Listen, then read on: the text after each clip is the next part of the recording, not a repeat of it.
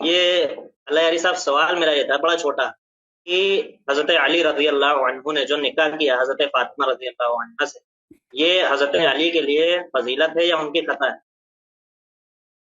کہ انہوں نے نکاح نہیں کیا، اللہ نے ان کا نکاح کرایا. جی جی، تو یہ حضرت علی کے لیے ان کا اس موضوع سے اس فضیلت کا ہے یا کیا ان کی تعلق خطا ہے ہے؟ بھائی؟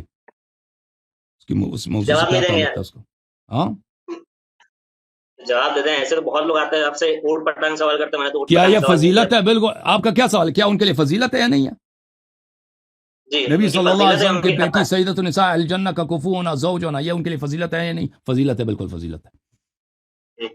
اور جو رسول اللہ صلی اللہ علیہ وسلم نے حضرت عائشہ سے نکاح کیا ہے، وہ ان کے لیے فضیلت ہے یا خطا ہے؟ اگر وہ ایمان کے دائرے میں رہتی تو بڑی فضیلت ہوتی عائشہ کے لیے. جی جی.